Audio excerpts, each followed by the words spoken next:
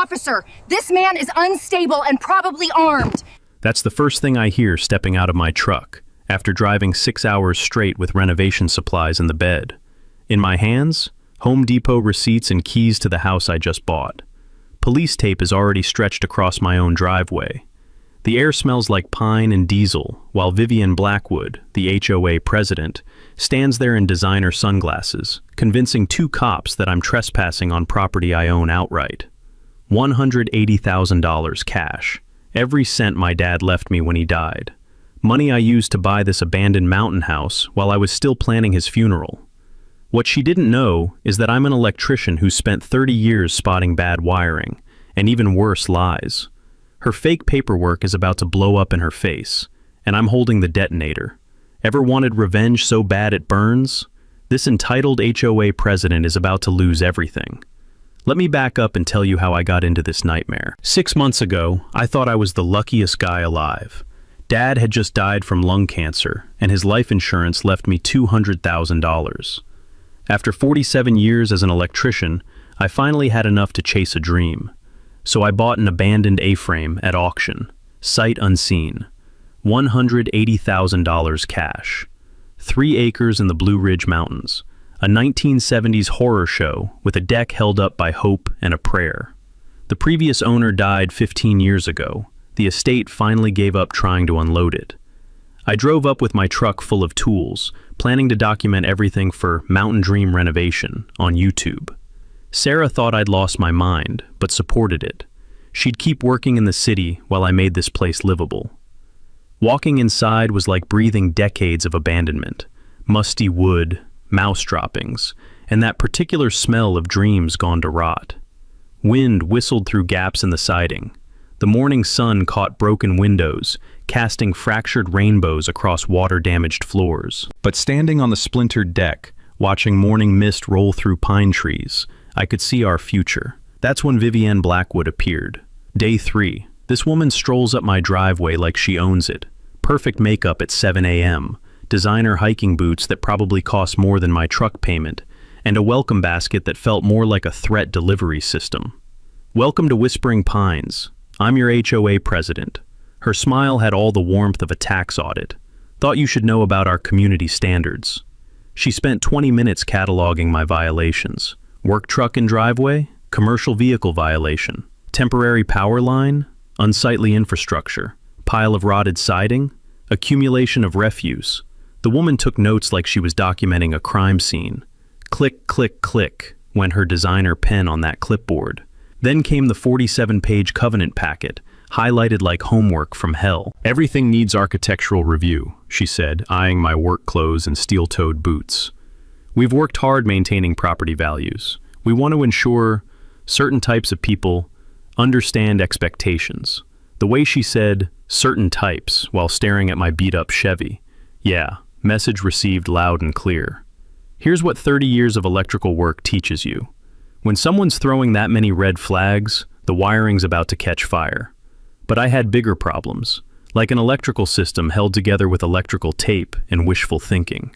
So I played nice. Figured I'd pay her fees, get permits, avoid drama. Dad's estate needed settling anyway. Medical bills, house cleaning, all the bureaucracy that comes with death. I asked Pete, my neighbor, to watch the property. Retired teacher, seemed decent, lost his wife recently, lived alone in a cabin that smelled like coffee and loneliness. He promised weekly check-ins and regular texts. For 6 months, Pete's messages were identical. All good here, Garrett. See you when you get back. Everything seemed fine. I was grieving, handling lawyers, selling Dad's house. The mountain property felt like a distant dream I'd return to when the pain wasn't so fresh. But while I was planning funerals and signing probate papers, Vivian was planning something else entirely. See, what I discovered later is that she'd been visiting Pete weekly, not to chat about the weather or check on a lonely widower. She'd been offering him $500 a month to monitor my property. And by monitor, she meant document every flaw, every code violation, every excuse she could use. Pete thought he was helping both of us, keeping me informed while earning grocery money. What he didn't realize was that Vivian had been inside my house, photographing everything, building a case that would let her claim the property was abandoned and dangerous. The photos she took? They'd end up in a county filing that nearly cost me everything my father left behind. Because Vivian Blackwood doesn't just steal houses, she steals them legally. So here I am, 6 months later, staring at yellow police tape across my own driveway, while Vivian explains to 2 deputies why I'm apparently public enemy number 1. "Officers, this property has been abandoned for over 90 days, she's saying, waving that damn clipboard. The morning air carries the scent of pine, mixed with her expensive perfume, a combination that shouldn't exist in nature. Under state abandonment laws, we had no choice but to file for emergency abatement. Emergency abatement. Like my house was a crack den instead of a fixer-upper with some peeling paint. The older deputy, name tag reads Morrison, shifts uncomfortably. Gravel crunches under his boots as he steps closer to examine my deed. "Ma'am, if he's got the paperwork and property taxes are current..." "That's exactly the problem," Vivian interrupts, pulling out a manila folder thick as a small-town phone book. "Look at these photos of deteriorating conditions. Broken windows, structural damage, water intrusion. We've had multiple neighbors complaining about vagrant activity. Vagrant activity. On my own property. The audacity would be impressive if it wasn't so infuriating." She spreads photos across the patrol car hood like a poker dealer working a rigged game. Every loose board, every cracked window, every piece of demo debris documented with professional precision. What she conveniently doesn't mention is that half this damage happened during her weekly break-ins. Years of electrical work taught me to read situations fast. You learn that when someone's waving around an emergency situation that conveniently benefits them, you're looking at fraud with a legal veneer. The same way a homeowner claims their wiring is totally safe, right before you find aluminum wire connected to copper outlets with electrical tape. "Sir," Morrison turns to me. "Documentation of ownership?" I hand him the deed with shaking hands, not from fear, from pure rage. "Bought it 6 months ago. Cash. Property taxes paid through 2026. Then why the apparent neglect?" the younger deputy asks, notepad already out. That's when my filter breaks completely. "Because I've been burying my father. This house was bought with his death money, and while I was planning his funeral, this woman was apparently planning grand theft auto, except with real estate." "Sir, please calm down," Morrison warns, hand drifting toward his radio. "Getting agitated won't help your situation here." And there's Vivian behind them, wearing that satisfied smile like she's already picking out new furniture for my living room. Time to call reinforcements. Marcus Webb answers on the first ring. God bless lawyers who work weekends and understand genuine emergencies. "Emergency injunctions are the nuclear option," he explains while I pace beside my truck, boots clicking on asphalt. "They require immediate judicial action, which means someone convinced a judge you pose imminent danger. This isn't standard HOA harassment, Garrett. This is calculated warfare. Bring everything to my office Monday. Deeds, receipts, communications. We're looking at $2,500 minimum just to contest this properly. $2,500 to fight for something I already own. The American dream at work, folks." Meanwhile, Vivian's conducting a guided tour of my dangerous property. She points out every loose board like she's David Attenborough, narrating a nature documentary about suburban decay and community decline. "That electrical connection poses fire danger to the entire neighborhood," she announces dramatically, gesturing toward Pete's utility pole where I'd run temporary power. The irony could power the whole mountain. 30 years as a licensed electrician, and this woman who probably calls maintenance to change light bulbs is lecturing cops about electrical safety codes. That's when Pete shuffles over, guilt radiating from him like heat from summer asphalt. "Garrett," he whispers, glancing nervously at the deputies, still photographing my violations. "I got something important to confess. Here comes the gut punch. She's been paying me $500 monthly to watch your place. I thought I was helping you both out. She said you'd specifically asked her to handle maintenance documentation while you were dealing with family emergency stuff." My stomach goes into absolute freefall. "Pete, what exactly did you let her do?"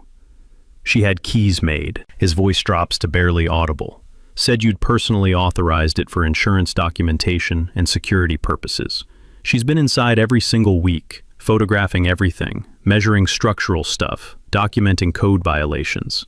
Keys. She's had keys to my house for months, complete access. Morrison approaches with paperwork I've never seen before. Sir, there's a temporary restraining order in effect. You cannot enter this property pending legal resolution. The filing date makes my blood run absolutely cold. Submitted 3 days ago. Before I'd even finished packing my truck to drive up here, she knew exactly when I was planning to return. Officers, Vivian calls out sweetly. I should also mention that Mr. Mackenzie made threatening statements during our previous interactions. I have complete documentation. The way Morrison looks at me now, like I'm the problem instead of the victim, tells me everything about how this game is rigged from the start. Best if you find other accommodations tonight, he suggests. Let the courts handle this properly. And just like that, I'm homeless on property I bought with my dead father's money. That night, sitting in a Motel 6 20 miles down the mountain, Sarah drives up from the city to find her husband defeated in a parking lot that smells like diesel fumes and broken dreams. They can't just steal our house, she says, pulling me into a hug that feels like the first real thing that's happened all day. The sound of 18-wheelers rumbling past on the interstate reminds me how far I am from my own property. But they can steal it, and they are. We spend the weekend in that motel room, stale coffee from a machine that sounds like it's dying, and the constant hum of the ice maker next door. Sarah's laptop balanced on a wobbly table as we dig through public records like archaeologists uncovering a crime. What we find makes my stomach turn. Blackwood Mountain Properties has flipped 6 distressed properties in our area over 18 months. Every case follows an identical pattern. Sudden HOA violations appear. Emergency legal proceedings get filed. Overwhelmed owners sell below market value to make it stop. Her average profit per house? $42,000 after cosmetic renovations. But Monday morning brings a new level of legal warfare. Sarah's checking email when she goes pale as winter mountain fog. Garrett, she's not done with us. It's a restraining order, filed against me personally. Vivian claims I threatened violence during Saturday's police encounter. Her evidence? Me raising my voice when I called her scheme grand theft. The restraining order covers 500 feet from both my property and her house. Since her place sits at the community entrance, I'm effectively banned from the entire neighborhood. This is psychological warfare, Sarah says, reading the legal language. She's claiming you said you'd make her pay and were visibly agitated with aggressive body language. Basic human anger weaponized through the court system. Marcus Webb's office smells like leather chairs and expensive frustration when we meet Tuesday. He spreads our documents across mahogany that probably cost more than my truck. Restraining order abuse is textbook property dispute strategy, he explains, adjusting reading glasses. Classic catch-22. Fight it and you look threatening. Don't fight it and you can't defend your property. Meanwhile, that 30-day demolition clock keeps running. Years of troubleshooting electrical problems taught me that when a system keeps shorting out, you don't just replace fuses, you find the source of the overload. Vivian's legal attacks felt coordinated, which meant she had inside help. Costs to fight both the restraining order and the property seizure, I ask? $8,000 minimum. 12 if this goes to trial. Money I burned through Dad's inheritance just to keep what's already mine. But while Marcus talks legal strategy, I'm thinking like an electrician. When circuits fail, it's usually because of bad connections. So I start mapping Vivian's connections. Her Facebook page is a prosecutor's dream she was too arrogant to secure. Posts about maintaining neighborhood standards and protecting property values from unsuitable residents. Photos from the county commissioner's fundraiser where she's writing checks and shaking hands with local officials. Then I find the golf tournament album. Vivian raising a champagne glass with the building inspector who condemned my house, plus a sheriff's deputy who looks suspiciously like Morrison. The good old boys network, captured in high-definition stupidity.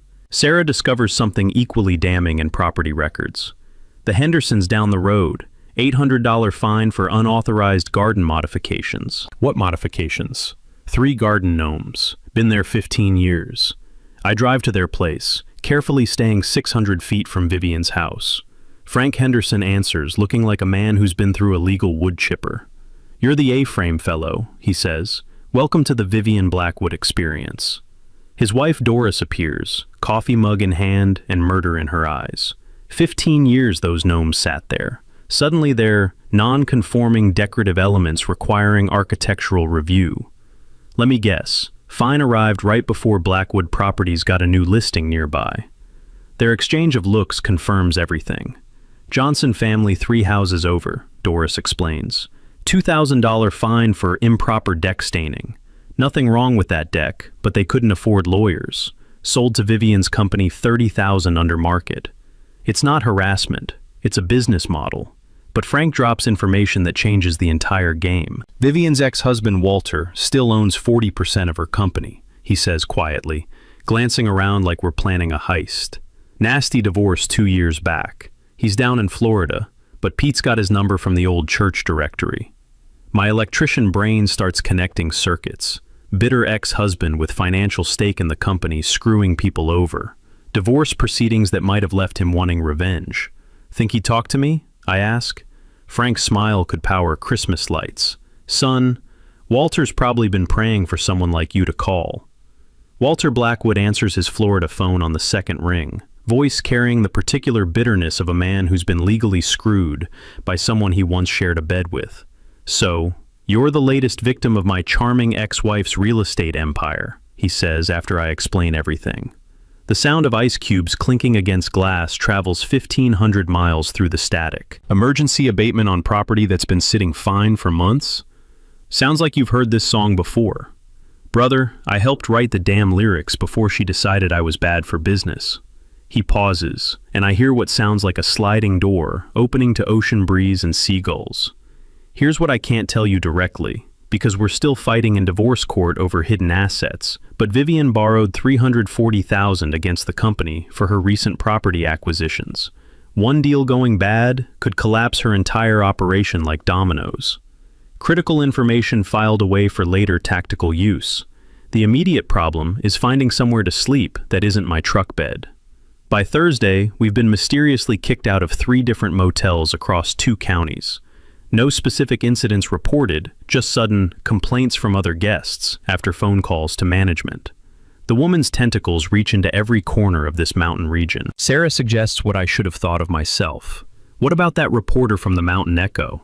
Jessica Brighton meets us at a Waffle House that smells like bacon grease, coffee burns, and honest conversation. She's sharp-eyed, notebook ready, and clearly starving for a story that isn't about church bake sales or high school football scores. HOA corruption stories are trending nationally, she says, stirring sugar into coffee strong enough to wake the dead. Problem is, Blackwood Properties spends $15,000 yearly on advertising with us. My editor needs absolutely bulletproof evidence before he'll risk that revenue stream. What constitutes bulletproof in journalism? Financial documentation showing systematic fraud patterns, legal proof the procedures were completely invalid, something that screams deliberate criminal intent rather than just aggressive property management policies. I mentioned the golf tournament photos, the clear pattern of forced sales, the weaponized restraining order tactics. She scribbles notes, but her expression stays professionally skeptical. All circumstantial evidence. You need hard documents that prove deliberate, knowing law-breaking. That's when Marcus Webb's paralegal calls Saturday morning with news that makes my hands literally shake on the truck's steering wheel. Those HOA covenant amendments Vivian's been using as legal basis for everything. They're completely invalid under state law. Meaning what exactly in practical terms? State nonprofit law requires 2/3 homeowner approval by mail ballot for any covenant modifications affecting property rights. She filed the emergency abatement amendment 18 months ago, claiming proper legal authorization. My brain automatically kicks into electrical troubleshooting mode. When complex systems fail repeatedly, you always trace back to verify the original connections were made correctly, according to code. How many homeowners actually voted in favor? 12 responses out of 67 total properties. That's 18% approval, not the required 67%. Every single legal action she's taken using these amendments constitutes fraud. The entire foundation of her house-stealing operation just crumbled into legal dust. But Vivian's moving faster than our legal discovery process. Monday brings an escalated demolition notice. 72 emergency hours instead of 30 standard days, claiming imminent structural collapse discovered during emergency engineering inspection. The inspection was conducted by her brother's construction company, naturally, keeping it all in the family. She's systematically destroying evidence, Marcus explains during our truck cab conference call. Once that house becomes rubble, you lose everything, and she buries any proof of procedural violations under tons of debris. Tuesday morning, I watch through binoculars from a Shell station as heavy construction equipment rolls up my driveway. Bulldozer, excavator, enough industrial machinery to erase my father's investment in half a day. The diesel exhaust mingles with crisp mountain air like industrial perfume announcing destruction. That's when Jessica calls with information that completely transforms everything we thought we understood. County political records show a systematic pattern of financial donations, she says, excitement crackling through the phone connection. Vivian's not just buying newspaper ads, she's been systematically purchasing local government officials. The building inspector who condemned your property? She pays his country club membership annually. Morrison, the deputy who served your restraining order, his daughter got a $5,000 scholarship from Vivian's Community Improvement Foundation. This isn't simple HOA abuse anymore. It's systematic, institutional corruption. Gets even better, Jessica continues breathlessly. I found 3 other families with virtually identical stories. Same emergency procedures, same forced sales, same below-market purchases by Blackwood Properties. Combined financial losses, $600,000 over 18 months.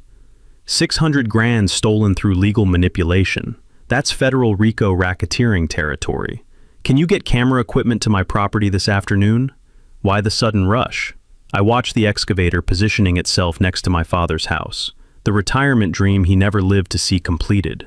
The sound of diesel engines carries across the valley like mechanical thunder announcing war. Because that demolition crew isn't there to tear down a dangerous building. They're there to destroy evidence of the biggest real estate fraud this mountain's ever seen. Friday night, Jessica Brighton calls with the discovery that turns everything upside down. I've been digging through financial records all week, she says, papers rustling like autumn leaves in the background. Your HOA president isn't just greedy, she's desperate. Sarah and I are parked outside a 24-hour diner, living on truck stop coffee and pure stubbornness. The fluorescent lights cast everything in that sickly yellow glow that makes even hope look jaundiced. How desperate? Blackwood Mountain Properties owes $340,000 to a private lender in Atlanta. Loan shark rates, balloon payment due in 6 weeks. She's $200,000 short. The math hits me like touching a live wire. My renovated property would appraise at exactly $280,000. She doesn't just want my house, she needs it to avoid bankruptcy. This isn't harassment, I tell Sarah, the coffee suddenly tasting like burnt understanding. This is survival. Walter's Sunday night call provides the missing piece. His voice carries the satisfaction of a man about to settle old scores.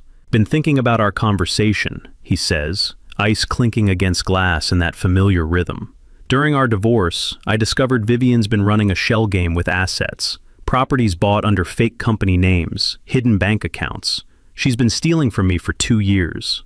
He emails financial records showing her company was stable until the borrowing spree started. Each house theft funded the previous loan while setting up the next desperate acquisition. A real estate Ponzi scheme disguised as community improvement. Monday morning, while demolition crews position around my father's house like vultures around roadkill, Marcus Webb launches his coordinated legal assault. Multiple simultaneous filings that hit Vivian's operation like a power surge through faulty wiring. Challenge to invalid covenant amendments. Perjury charges for false sworn statements. Conspiracy charges against her bought and paid for building inspector. Emergency federal restraining order against demolition. But the smoking gun comes from Pete's granddaughter, college kid with computer skills and a grudge against bullies. Recovered deleted social media posts, she tells me Tuesday, excitement crackling through the phone. Screenshots of everything she thought was erased. The evidence makes my hands shake. Vivian bragging about cleaning up undesirable elements, celebrating each forced sale like war victories. Comments specifically targeting people who don't understand mountain values and certain types who don't belong here. She documented her own discrimination in digital ink. Wednesday brings Jessica's bombshell. The State Bureau of Investigation has been quietly building corruption cases across multiple mountain counties. Our situation fits a pattern they've been tracking for months. HOA abuse, systematic targeting of newcomers and elderly residents, coordinated property theft, the SBI agent explains. You're not victims, you're witnesses to organized crime. Thursday afternoon, Walter drops his legal nuclear weapon from 1,500 miles away. His divorce attorney files emergency motions to freeze all Vivian's business assets, claiming hidden income and illegal property transfers. The freeze hits immediately. No property sales, no account access, no balloon payment possible. Her empire just got padlocked by ex-husband revenge. Friday morning, the building inspector breaks like a man who can't sleep anymore. Calls Marcus directly, confessing to the corrupt relationship and offering testimony about promised renovation contracts on flipped properties. She guaranteed me work on every house she stole, he admits, voice shaking with either fear or conscience. Said we'd split the profits 50-50 after renovations. Standing in that diner parking lot, watching early morning mist roll off mountains where my father's dream house sits threatened by heavy machinery, I finally understand what we're really fighting. This isn't about HOA rules or property disputes. It's about a woman so desperate to avoid financial ruin that she'll steal houses from grieving sons and elderly neighbors, using corruption and discrimination as tools. But desperate people make desperate mistakes, and Vivienne Blackwood just made the mistake that's going to cost her everything. Saturday morning, Marcus Webb's office smells like fresh photocopies and righteous anger. Evidence spreads across his mahogany desk, like pieces of an electrical schematic I'm finally learning to read. Rain drums against windows, while Sarah organizes documents into attack formations. 3 piles: legal ammunition, financial evidence, criminal proof. Each stack represents another way to destroy the woman trying to steal my father's legacy. Multiple pressure points, Marcus explains, sketching connection lines between folders. Legal, financial, criminal, public relations. We hit her from directions she can't see coming. The legal trap starts simple. Expose her invalid covenant amendments in open court. Once those get declared fraudulent, every action she's taken transforms from civil dispute to criminal conspiracy. Prison time, not property settlements. Sarah coordinates media strategy with Jessica Brighton. The story practically writes itself. Mountain corruption meets systematic discrimination, complete with smoking gun social media posts and financial records. Visual evidence sells stories, Jessica explains during Tuesday's War Council, her notebook filling with tactical details. Hidden camera footage of her coaching that inspector, or recordings of discriminatory statements. The inspector's already agreed to wear a wire for immunity, Marcus offers, adjusting his glasses. Desperate men make excellent witnesses. My job involves technical documentation, proving every safety violation she's claimed against my property is fabricated. When you spend 30 years troubleshooting electrical systems, you develop an eye for manufactured problems versus real hazards. The independent structural engineer I hire confirms what my gut already knew. Normal renovation needs, 0 emergency issues. His professional report systematically demolishes every claim in Vivian's assessment. Meanwhile, Walter's forensic accountant discovers financial crimes that go beyond hidden assets. Vivian's been treating HOA community funds like her personal checking account, borrowing homeowner money to fund property acquisitions, repaying with profits from forced sales. Embezzlement of association funds, the accountant explains via crackling conference call. That's felony territory, plus civil liability to every homeowner she's stolen from. But our secret weapon emerges from community organizing. Frank and Doris Henderson's Concerned Neighbors group explodes from 12 founding members to 34 witnesses in 72 hours. Turns out half our mountain community has been terrorized by Vivian's violations, but feared speaking up alone. The stories pour out like confessions at a revival meeting. Elderly Mrs. Patterson, hit with a $1,000 landscaping compliance fine 2 days before her husband's funeral. The Kowalski family targeted for excessive noise violations after their autistic son played outside too enthusiastically. Vietnam veteran Jim Torres fined for flying his American flag at non-regulation height. Every case follows identical patterns: sudden violations, escalating pressure, financial desperation, forced compliance, or sale. Wednesday night, we synchronize our attack like electricians wiring a complex panel.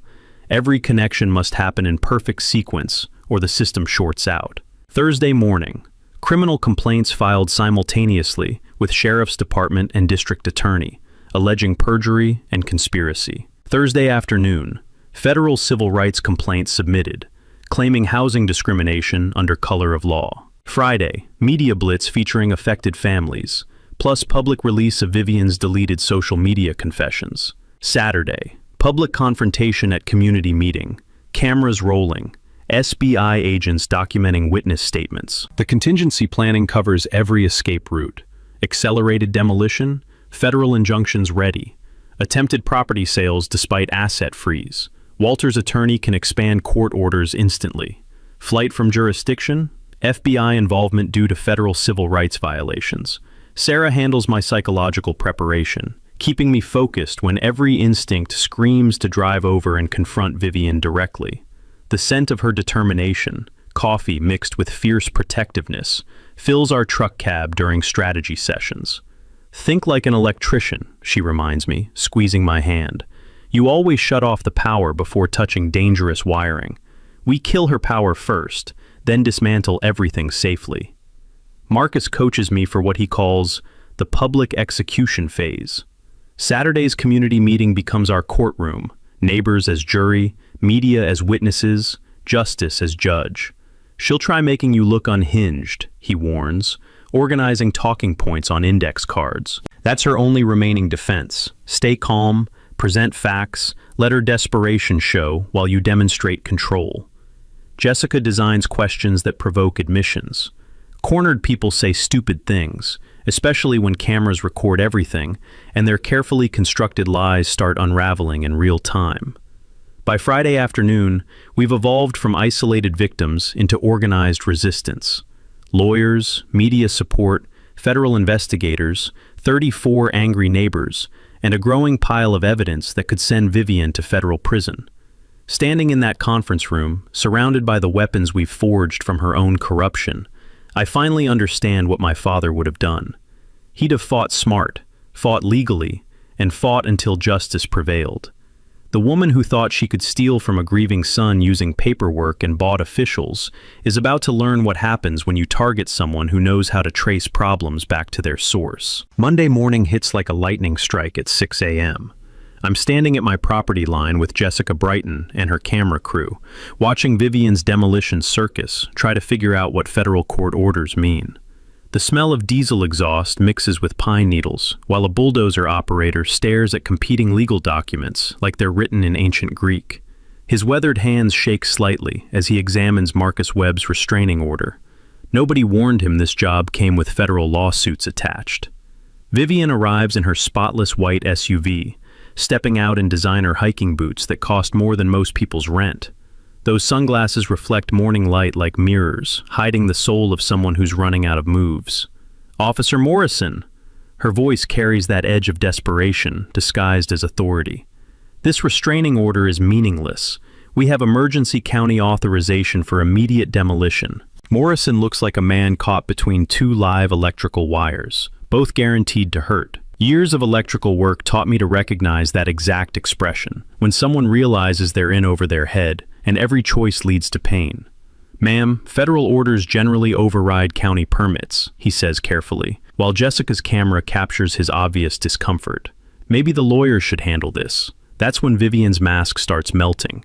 "This is exactly what I warned you about," she snaps, pointing at me like I'm carrying plague. "This man has been threatening our community, filing harassment lawsuits, intimidating honest homeowners through legal terrorism." Her voice climbs with each accusation, that practiced control evaporating like morning mist in sunlight. Jessica's camera catches every crack in the facade, every glimpse of the real Vivian beneath professional polish. "Ma'am," I respond with electrical technician calm, "I haven't threatened anyone. I've simply exercised my property rights." "Property rights?" Her laugh sounds like glass breaking against concrete. "You people think you can move into our communities and ignore standards we've maintained for decades." "You people." The phrase hangs in mountain air like smoke from a structure fire. Morrison's face changes as he processes what just got recorded. Even the demolition crew shifts uncomfortably. Discrimination has a particular smell, and everyone just got a noseful. But this morning's public meltdown is just warm-up for the real escalation. Marcus Webb calls Tuesday afternoon with news that makes my blood pressure spike. She filed ethics complaints against me with the state bar, he explains, frustration crackling through the phone. Claims I'm harassing her with frivolous motions and encouraging false criminal charges. Can she actually do that? Anyone can file ethics complaints. They're rarely successful without evidence of misconduct, but they tie up lawyers in investigation hell for months. She's trying to bankrupt us through process alone. Simultaneously, a $100,000 defamation lawsuit lands on my doorstep. Vivian claims my malicious public statements and media appearances have destroyed her reputation and business prospects. The woman who's been systematically defaming property owners is suing me for exposing her systematic defamation. The irony could power Christmas lights. Wednesday's emergency community meeting reveals exactly how cornered she's become. 52 neighbors pack a community center that smells like decades of potluck dinners and folding chair frustration. More victims emerge like survivors after a disaster. The Henderson's garden gnome story was just the beginning.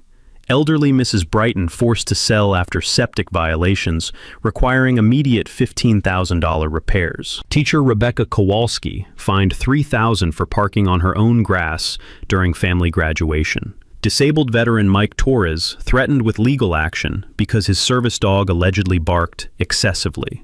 But the real bombshell comes from an unexpected source. The county building inspector, who's been living with guilt-driven insomnia for weeks. "I need to clear my conscience," Ray Patterson announces, standing up with hands that shake like autumn leaves. What we did to these people wasn't legal inspections. It was coordinated fraud.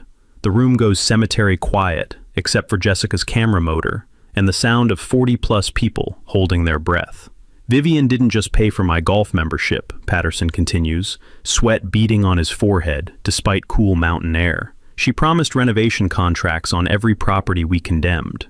50-50 split on profits after forced sales. His confession includes details that transform everything. Pre-written violation reports, manufactured safety hazards, coordinated timing with her property acquisition loans.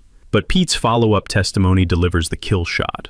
Rising from his chair like a man finally ready to confess mortal sins, he provides evidence that even I didn't expect. She didn't just document problems at Garrett's place, Pete says, voice steady now with determination. She created them.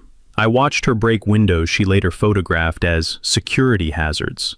Saw her disconnect electrical lines to justify code violations. She damaged that siding herself to support structural deterioration claims. The room erupts in angry murmurs. Jessica's camera captures faces twisted with outrage, neighbors realizing they've been living under systematic criminal conspiracy, disguised as community standards. She wasn't inspecting properties, Pete concludes, looking directly at Vivian's empty chair where she should have been sitting. She was manufacturing evidence to steal houses from good people. Evidence fabrication, criminal conspiracy, systematic fraud under color of authority.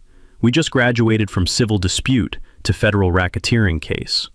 Thursday morning brings Vivian's final desperate play, and it's uglier than anything I expected from someone who calls herself a community leader. The smell of fresh coffee and determination fills Marcus Webb's office as we review overnight developments. Sarah sits beside me, her jaw set with the kind of anger that comes from watching someone try to destroy everything your family worked for. She's not going quietly, Marcus warns, spreading new legal documents across his desk like evidence of war crimes. Filed for emergency protective orders against you, Pete, the building inspector, and 3 other neighbors who testified Wednesday night. On what grounds? Claims you're all part of an organized harassment campaign designed to intimidate and silence her. Says she's received death threats from anonymous callers and feels genuinely unsafe in her own community. The audacity could power the entire mountain. The woman who's been systematically terrorizing neighbors for 2 years is now claiming she's the victim of terrorism. But Vivian's not stopping at legal paperwork. Thursday afternoon, Jessica Brighton calls with news that makes my hands clench around my truck's steering wheel. She's offering bribes, Jessica reports, barely controlled excitement in her voice. My editor got a call this morning from someone representing Blackwood Properties. $20,000 to kill the corruption story, plus an exclusive advertising contract worth $50,000 annually. Your editor taking it? He hung up and called the State Bureau of Investigation immediately. Attempted bribery of media outlets to suppress criminal investigations? That's federal territory. Meanwhile, Vivian's trying to pressure individual witnesses into changing their testimony. Mrs. Patterson receives an anonymous letter claiming her late husband's military pension could be reviewed if she continues supporting false allegations against respected community leaders. Mike Torres, the disabled veteran, finds his mailbox stuffed with information about consequences of filing false police reports and legal penalties for perjury in federal cases. Rebecca Kowalski, the teacher, gets a call at her school suggesting that certain employment backgrounds might not be suitable for family-oriented educational environments. Each threat follows the same pattern, anonymous but specific, designed to terrify without leaving fingerprints. Classic intimidation tactics from someone who spent years perfecting psychological warfare against property owners. But Friday brings the escalation that finally pushes federal authorities from interested observers to active participants. The FBI field office in Atlanta receives reports of witness intimidation in an ongoing civil rights investigation. Agent Sandra Walsh calls Marcus Webb directly. Mr. Patterson, the building inspector, contacted us about pressure to recant his testimony. Someone's been calling his house at all hours, claiming to represent concerned citizens who know where his grandchildren attend school. Child threats. She's threatening children to cover up real estate fraud. We're treating this as an active criminal investigation now, Agent Walsh continues. Conspiracy to violate civil rights under color of law, plus witness intimidation in a federal case. Your client needs to be very careful about his safety. That weekend, I install security cameras around Pete's cabin and my truck. 30 years of electrical work included plenty of security system installations. I know how to wire surveillance that catches everything. Saturday night proves my paranoia justified. Motion sensors trigger at 2:47 a.m. as someone prowls around Pete's property, attempting to disable his outdoor lighting.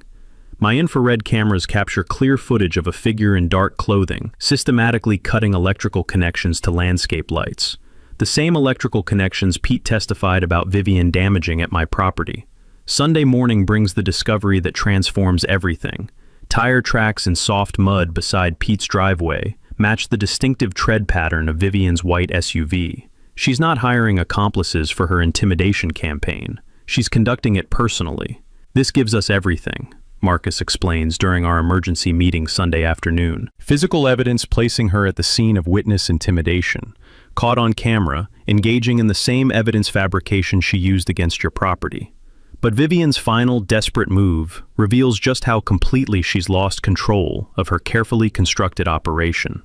Monday morning, the county sheriff's department receives an anonymous tip about illegal weapons and drug manufacturing at my property. The tip provides specific details: times when I'm allegedly not present, locations of supposed hidden contraband, even serial numbers for weapons I've never owned. It's elaborate enough to trigger a search warrant, detailed enough to seem credible, and desperate enough to prove she's willing to fabricate federal crimes to frame me for anything that might discredit my testimony. Sheriff Morrison, who's been looking increasingly uncomfortable with Vivian's claims since Wednesday's community meeting, delivers the search warrant personally. But he also brings something unexpected, a recording device. "Ma'am," he tells Vivian while she waits eagerly for my arrest, "I need you to repeat exactly what you told me about these alleged weapons. For the record." Her eager cooperation in providing false information about federal firearms violations gets captured in digital clarity, complete with her suggestion that people like him probably have illegal modifications and dangerous intentions.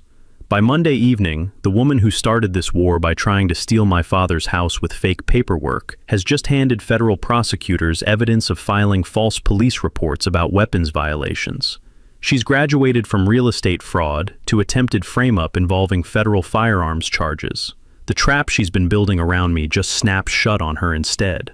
Tuesday evening, the Whispering Pines Community Center transforms into something between a courtroom and a gladiatorial arena. The smell of nervous sweat mingles with the lingering scent of last week's church potluck as nearly 100 people pack folding chairs arranged in confrontational rows. Vivian enters like she owns the place, which, in her mind, she probably does. Designer blazer, perfectly styled hair, that clipboard gripped like a shield against reality. She's brought her own lawyer, a private security guard, and the kind of confidence that comes from 2 years of never losing a property battle. She doesn't know that FBI agent Walsh and 2 SBI investigators are sitting in the back row, recording equipment active, waiting to document federal crimes in real time. The meeting opens with Vivian attempting damage control, her voice carrying that practiced authority I've learned to recognize as desperation disguised as competence. Recent accusations against our homeowner association represent nothing more than coordinated harassment by disgruntled individuals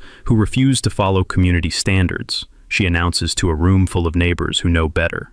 We've maintained property values and neighborhood character for over a decade through consistent enforcement of reasonable regulations. These false allegations— Excuse me, I interrupt, standing up with documents Marcus Webb prepared for this exact moment. Could you explain to everyone here exactly which homeowners voted to approve the covenant amendments you've been using to steal houses? Her composure flickers like faulty wiring. All covenant modifications follow proper legal procedures. 12 out of 67, I continue, projecting my voice like I'm calling out electrical hazards on a job site. 18% approval on amendments that required 2/3 majority. That means every legal action you've taken in the past 18 months has been fraud. The room erupts in angry murmurs. Vivian's security guard shifts uncomfortably, probably wondering if his employment contract covers conspiracy to commit federal crimes. Mr. Mackenzie, you're out of order. No, says Agent Walsh from the back row, standing up and showing her federal identification. Mrs. Blackwood, you're under arrest. The words hit the room like an electrical surge through wet wiring. Vivian goes white as mountain snow, her clipboard clattering to the floor as handcuffs click around wrists that have signed fraudulent documents for 2 years. Conspiracy to violate civil rights under color of law, systematic fraud, witness intimidation, and filing false federal firearms reports, Agent Walsh recites, while Vivian's lawyer frantically whispers about remaining silent. You have the right to remain attorney, but Vivian's beyond listening to legal advice. The financial pressure, the failed bribes, the collapsed intimidation campaign, everything crashes down at once, like a house built with substandard wiring. This is insane, she shouts, struggling against restraints while camera phones capture every moment of her public destruction. I've dedicated my life to protecting this community from people who don't belong here. There it is. The discrimination confession, recorded on dozens of devices, witnessed by 100 neighbors, and officially documented by federal agents. People who don't understand our values, she continues, completely unhinged now. City people, outsiders, individuals who think money gives them the right to destroy everything we've built. Agent Walsh doesn't need to encourage her. Desperate people always confess when their world collapses, especially when they've convinced themselves they're victims instead of criminals. You want to know the truth? Vivian screams at the crowd of neighbors she's terrorized for years. Half of you shouldn't be living here anyway. This community was perfect before we started letting anyone with cash buy property. The room goes silent, except for the sound of phones recording and Agent Walsh's partner taking detailed notes. Even her own lawyer has stopped trying to shut her up. Frank Henderson stands up slowly, his voice carrying the authority of someone who's survived 80 years of bullies trying to intimidate good people. Vivian, you've been stealing from families, threatening children, and destroying lives for money, he says with calm dignity that makes her hysteria look even worse. We're not the problem. You are. The community votes unanimously to remove her as HOA president, rescind all fines issued during her tenure, and demand restitution for families forced to sell under fraudulent violations. As federal agents escort Vivian toward their unmarked sedan, she makes one final attempt at victim status. You'll regret this, she calls out to the crowd of neighbors watching her perp walk. This community will fall apart without proper leadership. Pete shuffles forward, his weathered face showing the peace that comes from finally doing the right thing. "Lady," he says quietly, "this community's been falling apart since you started running it. We're finally putting it back together." The last thing I see before the federal car drives away is Vivian's face pressed against rear window glass. The expression of someone who finally understands that consequences exist, even for people who thought they were above the law. Standing on the community center steps, surrounded by neighbors who fought back against systematic corruption, I finally feel something I haven't experienced since Dad died. Justice served with a side of mountain air that tastes like freedom. 6 months later, I'm standing on my newly renovated deck, watching Sarah hang wind chimes that catch morning light and make music out of mountain breeze. The smell of fresh wood stain mingles with coffee from our kitchen, a kitchen that exists because we fought for the right to build it. Mountain Justice Renovation has exploded to 347,000 YouTube subscribers, who tune in weekly to watch us transform Dad's investment into the retirement sanctuary he never lived to enjoy. The series documenting our legal battle became our most popular content, with viewers from 38 states sharing their own HOA horror stories. Our Know Your Property Rights series gets requested by real estate lawyers across the country. Turns out, 30 years of electrical troubleshooting translates perfectly into legal problem solving. Both require tracing issues back to their source and fixing bad connections. Vivian's downfall became a masterclass in federal justice. 18 months in minimum security prison, plus $400,000 in restitution payments to affected homeowners. Her real estate license got permanently revoked, and Blackwood Properties dissolved in bankruptcy proceedings that left creditors fighting over scraps. The community transformation has been remarkable. Our new HOA leadership, headed by Frank Henderson and a board of actual neighbors instead of wannabe dictators, focuses on real community improvements instead of harassment campaigns. Gone are the 47-page covenant restrictions. The new rules fit on 2 pages and focus on genuine safety issues rather than architectural conformity. Garden gnomes are officially protected community art. Property values increased 15% once word spread that Whispering Pines had eliminated its toxic HOA culture. Young families started moving in. Elderly residents stopped living in fear, and the mountain community began feeling like an actual neighborhood instead of a prison camp. The wider impact surprised everyone. The Whispering Pines case inspired state legislature to pass the HOA Reform Act of 2025. Comprehensive legislation limiting emergency procedures, requiring genuine due process, and establishing criminal penalties for HOA board members who abuse their authority. Jessica Brighton won the State Press Association's Investigative Journalism Award for her coverage of our story. Her follow-up series exposed similar corruption in 7 other mountain communities, leading to federal investigations and multiple arrests. The social good initiative came naturally. We established the Mountain Community Legal Defense Fund, using proceeds from our YouTube channel and donations from viewers who've survived their own HOA nightmares. The fund provides free legal assistance for property owners facing similar abuse. In our first 6 months, the Defense Fund helped 12 families across 4 counties fight bogus violations, illegal fines, and fraudulent emergency proceedings. 3 more HOA presidents have been criminally charged, and 2 communities have completely restructured their governance. Personal healing happened slowly, like good renovation work. The anger that burned in my chest for months gradually transformed into something more useful. Determination to prevent other families from experiencing what we survived. Sarah loves mountain life more than either of us expected. She started a blog called City Girl Goes Rural, that documents everything from learning to can vegetables to installing solar panels. Her city job became remote work, and she's happier than I've seen her since Dad got sick. Pete became an unofficial grandfather to half the neighborhood. His guilt over accepting Vivian's bribes transformed into fierce protection for anyone facing property disputes. He's our early warning system for suspicious HOA activity. Most importantly, Dad's house became the sanctuary he envisioned. Every morning, drinking coffee on this deck while watching sunrise paint mountains gold, I feel his presence in the wind through pine trees and the satisfaction of honest work completed. The closing wisdom comes from experience earned through electrical fires, legal battles, and community organizing. Bullies survive by convincing victims they're powerless, But when people organize, document everything, and fight back with evidence and determination, even the most entrenched corruption crumbles. Your property rights matter. Never let anyone steal them with paperwork and intimidation. Sometimes, the best revenge is simply refusing to be driven away.